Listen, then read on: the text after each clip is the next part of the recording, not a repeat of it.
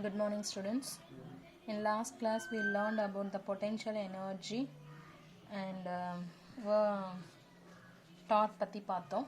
Now we are going to the magnetic properties because we are having lot of magnetic materials. That magnetic materials are different from that means some magnetic materials are differentiate from another materials. அதாவது ஒரு magnetic material வந்து இன்னும் சில இருக்கக்கூடிய magnetic material வந்து differentiate ஆகுது இல்லையா. So அதை டிஃப்ரென்ஷியேட் பண்ணுறதுக்கு we are need some basic properties. Okay, so all materials are not magnetic in nature. Further all the magnetic materials will not behave identically. So in order to differentiate one magnetic material from another, some basic parameters are used. ஓகேங்களா. So நம்மக்கிட்ட நிறைய magnetic materials இருக்குது. அந்த magnetic materials எல்லாமே magnetic nature இருக்கிறதா இருக்காது. So இப்போ all the magnetic materials வந்து ஒரே மாதிரியாகவும் இருக்காது, ஐடென்டிக்கலாகவும் இருக்காது. ஸோ நம்ம என்ன பண்ண போகிறோம், ஒரு மேக்னெட்டிக் மெட்டீரியலை இன்னொரு மேக்னெட்டிக் மெட்டீரியல் வந்து நம்ம டிஃப்ரென்ஷியேட் பண்ணணும் இல்லைங்களா. ஸோ அப்படி டிஃப்ரென்ஷியேட் பண்ணணும் அப்படின்னு சொன்னால் நமக்கு அதுக்கு பேசிக் ப்ராப்பர்ட்டிஸ் தேவை. அதில் ஒரு ப்ராப்பர்ட்டியாக ஒன் பை ஒன்னாக இப்போ நம்ம பார்ப்போம். So magnetising field. So magnetising field அப்படின்னு சொன்னால் நம்ம எடுத்துக்கிற மெட்டீரியல்ஸ் இருக்குது. ஸோ சம் குவான்டிட்டி இருக்கக்கூடிய மெட்டீரியல் எடுத்துக்கிறோம் அப்படின்னு சொன்னால் அந்த மெட்டீரியல் ஃபுல்லாகவே மேக்னெட்டிக் மெட்டீரியலாக மாறுதா இல்லையா, ஆர் விச் குவான்டிட்டி வந்து நமக்கு மேக்னெட்டிக் மெட்டீரியலாக மாறுது. ஸோ அதுதான் நம்ம இதில் சொல்ல போகிறோம். Which the magnetic field which is used to magnetize a sample or specimen is called the magnetizing field. So magnetic field which is used to magnetize a sample. ஒரு சாம்பிளை எடுத்துகிட்டு அதை நம்ம மேக்னடைசேஷன் பண்ண போகிறோம் அப்படின்னு சொன்னால் அந்த சாம்பிளில் மேக்னெட்டிக் ஃபீல்டாக மாறுது. இப்போ வந்து சப்போஸ் ஒரு அயன் மெட்டீரியல் இருக்குது, அந்த அயன் மெட்டீரியல் வந்து மேக்னெட்டிக் மெட்டீரியலாக மாறுது அப்படின்னு சொன்னால் அப்போ மாறும் பொழுது எந்த மேக்னெட்டிக் ஃபீல்டுக்கு மாறுதோ அதை மேக்னடைசிங் ஃபீல்டுன்னு சொல்கிறோம். ஓகேங்களா. மேக்னெட்டிக் ஃபீல்டுங்கிறது வேற, மேக்னடைசிங் ஃபீல்டுங்கிறது வேற. ஒரு மேக்னடைசிங் ஃபீல்டு வந்து ஒரு மெட்டீரியலையோ இல்லை ஒரு சாம்பிளையோ எடுத்து அதை மேக்னெட்டிக் ஃபீல்டாக மாற்றுறோம் இல்லையா, அதுதான் மேக்னடைசிங் ஃபீல்டுன்னு சொல்கிறது. ஓகேங்களா. Magnetising field is a vector quantity. அதே மேக்னெட்டிக் ஃபீல்டுன்றது என்ன அப்படின்னா, இது ஒரு மேக்னெட்டிக் மெட்டீரியல், இங்கே ஒரு மேக்னெட் வச்சுருக்கோம் அப்படின்னா இந்த மேக்னெட் வந்து நியர்பையாக இங்கே வரும்பொழுது தான் அந்த மேக்னெட்டோடைய ப்ராப்பர்ட்டியை நம்மளால், அதாவது இந்த அயன் மெட்டீரியல் இங்கே இருக்கக்கூடிய ஒரு அயன் மெட்டீரியல் அந்த சாம்பிளை வந்து இதை ஒன்று அட்ராக்ட் பண்ணும் இல்லை ரிப்பல் பண்ணும். இது ரெண்டுத்தில் ஏதாவது ஒன்று செய்யுதுன்னா அது இந்த இடத்துல வந்து தான் செய்யுதுன்னும் பொழுது அப்போ இதுக்கு சரௌண்டிங் இந்த பிளேசஸ் எல்லாத்தையும் நம்ம மேக்னெட்டிக் ஃபீல்டுன்னு சொல்கிறோம். ஓகேங்களா. ரைட். அதே இதை இங்கே இருக்கக்கூடிய இப்போ இந்த சாம்பிள் வந்து ஒரு மேக்னெட்டிக் ஃபீல்டாக மாறுது, ஒரு மேக்னெட்டாக மாறுது அப்படின்னு சொல்கிறது மேக்னடைசிங் ஃபீல்டுன்னு நம்ம சொல்லிட்டு இருக்கோம். Okay. So the magnetizing field is a vector quantity and is denoted by H vector and its unit is ampere per meter. ஓகேங்களா. Magnetic permeability. The magnetic permeability is the measure of ability of the material to allow the passage of the magnetic field lines through it. அதாவது magnetic permeability அப்படிங்கிறது என்னன்னா, ability of the material to allow the passage of magnetic field lines through it. So ஒரு magnetic material இருக்குது அப்படின்னா அந்த மெட்டீரியலுக்குள்ளார எவ்வளோ amount of magnetic field லைன்ஸை அலோவ் பண்ணுது, அதாவது வழியாக எவ்வளோ மேக்னெட்டிக் ஃபீல்டு லைன்ஸை உள்ளே அலோவ் பண்ணுது அப்படிங்கிறது தான் மேக்னெட்டிக் பெர்மியபிலிட்டி. அப்படி இல்லையா, R measure of the capacity of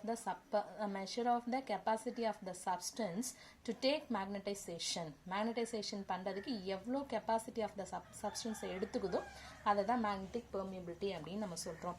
or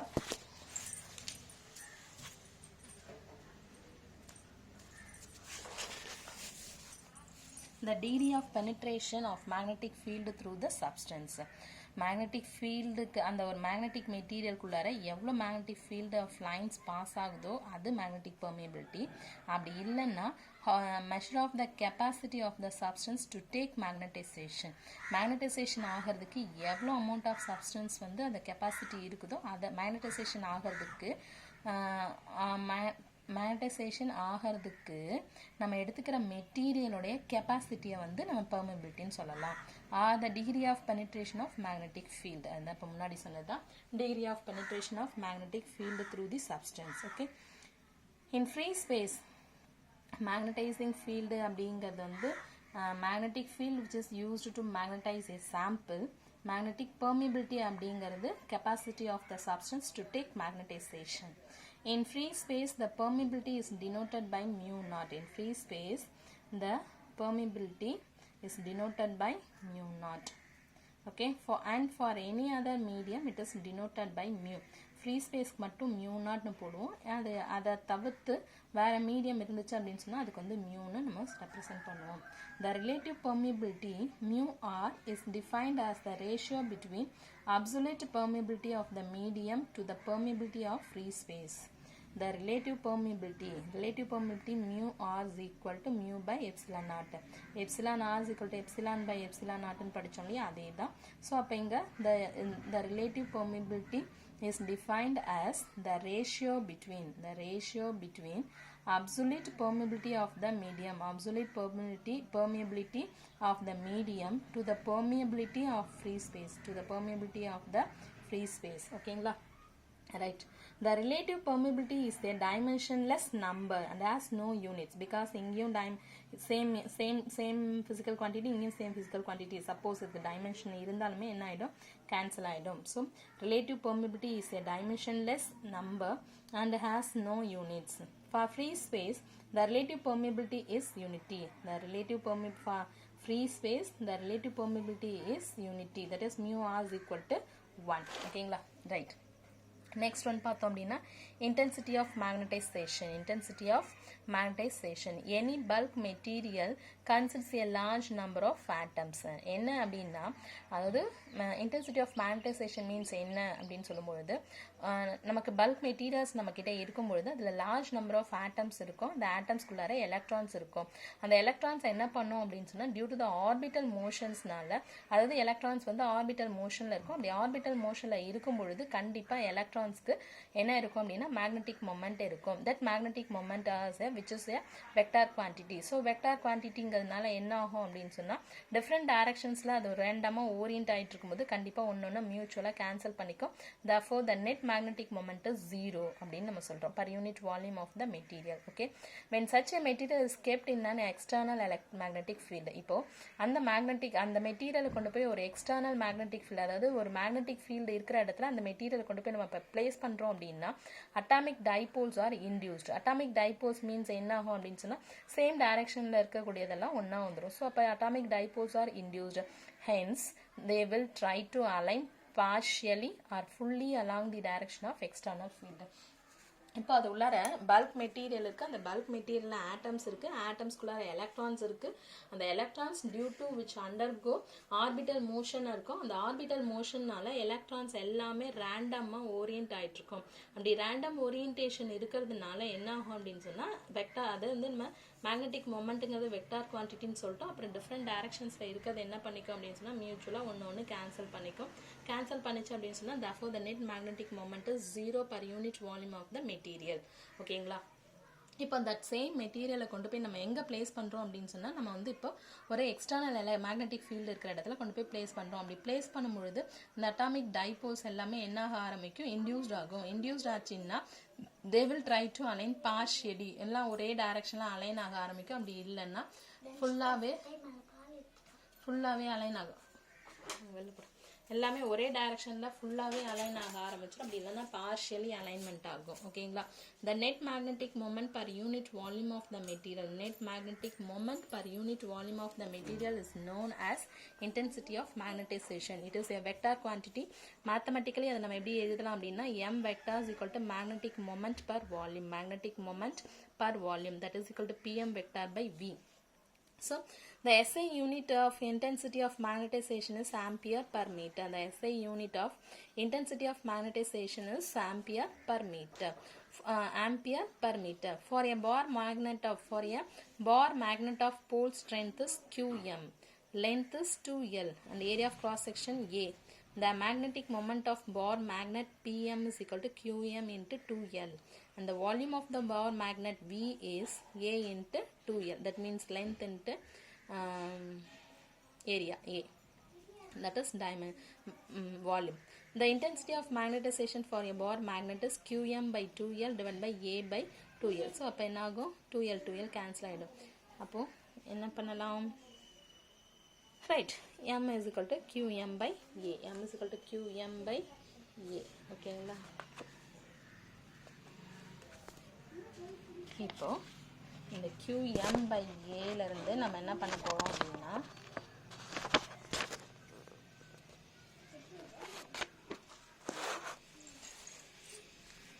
நியூவா ஒரு டெஃபினேஷன் கொண்டு வர போறோம். This means for a bar magnet, the intensity of magnetization can be defined as the pole strength per unit area. This means for a bar magnet, the intensity of magnetization can be defined as Qm by A. That is pole strength per unit area. Pole strength per unit area. ஒரு புது definition நமக்கு கிடைச்சிருக்கு. Right. Next என்ன அப்படின்னு பார்த்தீங்கன்னா ப்ராப்பர்ட்டியில் magnetic induction or the total magnetic field. When a substance like soft iron bar is placed in a uniform magnetizing field. ஒரு iron bar எடுத்து soft iron bar எடுத்து ஒரு uniform magnetizing fieldல கொண்டு போய் place பண்ணா the substance gets magnetized. அப்ப அந்த iron bar என்ன ஆயிடும் அப்படின்னா magnetization ஆயிடும். The magnetic induction inside the specimen B is equal to the sum of the magnetic field B naught produced in vacuum due to the magnetizing field and the magnetic field Bm due to the induced magnetization of the substance. அப்போ என்னன்னா ஒரு specimen எடுத்து அந்த ஸ்பெசிமனை magnetising ஃபீல்டுக்குள்ளார நம்ம place பண்ணிட்டோம். அப்படி place பண்ணது எதுக்கு ஈக்குவலாக இருக்கணும்? பிளேஸ் பண்ணும்பொழுது கிடைச்ச magnetising field total magnetic induction எதுக்கு ஈக்குவலாக இருக்கும் அப்படின்னு சொன்னால் ஃபர்ஸ்ட் ஒன் வந்து B0 + BM. B0 அப்படிங்கிறது என்னன்னா மேக்னெட்டிக் ஃபீல்டு. அந்த மேக்னெட்டிக் ஃபீல்டு எதனால் ப்ரொடியூஸ்ட் ஆயிருக்கும்? B0 வேக்கம்னால ப்ரொடியூஸ்ட் ஆயிருக்கும். சம் ஆஃப் அடுத்த மேக்னெட்டிக் ஃபீல்டு எதனால் அப்படின்னா நம்ம கொடுத்த சப்ஸ்டன்ஸில் இன்டியூஸ்டான மேக்னெட்டிக் ஃபீல்டு அதுக்கு டோட்டலாக ஈக்குவலாக இருக்கும். That means the total magnetic induction or the total magnetic field அப்படிங்கிறது என்னன்னா sum of the magnetic field B0 produced in vacuum due to the magnetizing field and the magnetic field Bm vector due to the induced magnetism of the substance. ஓகேங்களா? Right. அதில் B0 + BM அப்படிங்கிறது μ0 into H plus mu into μ0 into H vector plus μ0 into M vector. So μ0 ரெண்டுக்கும் காமனாக இருக்க வெளில எடுத்துட்டோம். B vector is equal to μ0 into H vector plus M vector. ஓகேங்களா? Next property என்னன்னு பார்த்தோம்னா மேக்னெட்டிக் சசப்டிபிலிட்டி. மேக்னெட்டிக் சசப்டிபிலிட்டி அப்படின்னா ψm is equal to when a substance is kept in magnetizing field H bar, magnetic susceptibility gives information about how a material responds to the external magnetic field. இப்போ ஒரு magnetising ஃபீல்டில் ஒரு magnetic மெட்டீரியலை கொண்டு போய் நம்ம வச்சதுக்கப்புறம் அதனுடைய எக்ஸ்டர்னல் மேக்னெட்டிக் ஃபீல்டுக்கு ஏற்ற மாதிரி அந்த மேக்னெட்டிக் மெட்டீரியல் எப்படி பெர்ஃபார்ம் பண்ணுது அப்படிங்கிறது தான் மேக்னெட்டிக் சசப்டிபிலிட்டின்னு சொல்கிறோம். In other words the magnetic susceptibility measures how easily and how strongly a material can be magnetised. So magnetic susceptibility அப்படிங்கிறது என்னன்னா how easily and how strongly a material can be magnetized. It is defined as the ratio of the intensity of magnetization induced in the magnetic material to the magnetizing field. Magnetic material to the magnetizing field. That means intensity of magnetization to the magnetized field. Intensity of magnetization to the magnetizing field. Psi m is equal to modulation of m divided by modulation of h. Right? It is a dimensionless quantity, magnetic susceptibility for some isotropic substances given the tabulation. So இந்த டேபிளேஷனில் magnetic சசப்டிபிலிட்டியோட values கொடுத்துருக்காங்க. இந்த வேல்யூஸை வந்து பார்த்துக்கோங்க. ஏன்னா 1 mark கொஷின்ஸில் suppose கேட்கலாம். ஓகேங்களா? So நம்ம மேக்னெட்டிக் ப்ராப்பர்ட்டிஸ்ன்னு சொல்லிட்டு என்னென்ன பார்த்துருக்கோம்னா magnetizing field, magnetic permeability, magnetic induction and magnetic susceptibility and இது intensity of magnetization. So 5 property பார்த்துருக்கோம். இந்த 5 ப்ராப்பர்ட்டியும் படிச்சுக்கோங்க. தனித்தனியாக அது ஒரு 3 மார்க் கொஷினோ இல்லை 2 மார்க் கொஷினாவோ கேட்கலாம். ஓகேங்களா? Thank you students.